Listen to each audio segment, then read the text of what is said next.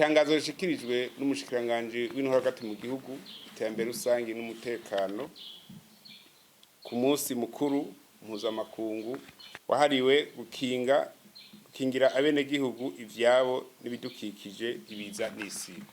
Kuva mu mwaka w'igihumbi kimwe n'amajana 1972 kwigenekerezo rya mbere ntwarante uko umwaka utashe ishirahamwe mpuzamakungu rijejwe gukinga ibiza no gutabara abo vyashikiye ryama yifatanya n'amakungu mu guhimbaza umunsi mukuru mpuzamakungu wahariwe gukingira abene gihugu ivyabo n'ibidukikije ibiza n'isibe. Ihimbazwa y'uwo munsi mukuru mpuzamakungu ni akaryo keza ko kwerekana uruhara ntangere rw'urwego rujejwe gukinga ibiza no gutabara abo vyashikiye mu bikorwa vyago vya misi yose, hamwe no gukangurira abene gihugu kwitegurira guhangana n'ingaruka mbi zibiza n'isibe. Uwo munsi mukuru washizweho mu ntumbero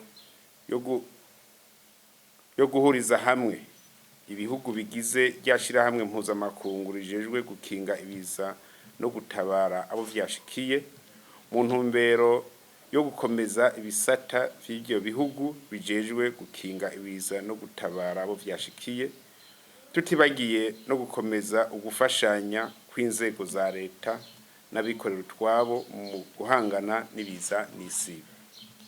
Hano iwacu i Burundi ihimbazwa ry'uwo munsi mukuru yatanguye mu mwaka w'2009 kandi uguma ari akaryo keza ko kwirimbura mu vyakozwe, intambamyi nyamukuru hamwe no kwerekana imigambi yo gukingira abene igihugu n'ivyabo, tutibagiye gukingira ibidukikije mu gihe cibiza n'isibe. Icivugo c'uno mwaka ni uruhara rw'ubuhinga bwa none mu bikorwa vyo guhangana n'ibiza n'isibe. Ico civugo catowe hisunzwe igicapo cerekana amangenge n'ubuhuhe, hatibagiwe n'igisata kijejwe gutanga inkuru mburizi kugira ngo habe ibikorwa byo kwikingira amazi atarenga inkombe. Akamaro k'ubuhinga bwa none ni ntangere mu kwitegurira kugwanya no guhangana n'ibiza, tutibagiye no gutanga inkuru mburizi mu bikorwa byo gukinga ibiza no gutabarana.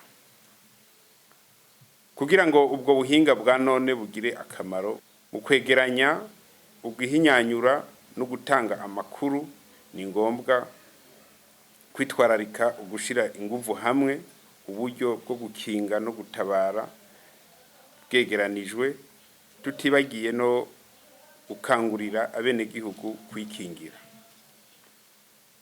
Ubuhinga bwa none butuma hafatwa ingingo ibereye imbere yuko haba ikiza kugira ngo hashobore kugabanya inkurikizi mbi ziturutse kubiza n'isibe. Uburundi buramutse buhimbaza uwo munsi mukuru mu gihe bumaze kuronka ikarata yerekana amangenge, ikaba kandi ariyo yisungwa n'inzego z'igihugu zinyuranye hamwe n'ibindi bisata byose mu ntumbero yo gutegurira hamwe imigambi y'iterambere y'igihugu, gufata ingingo no gushira ku rutonde imigambi y'iterambere.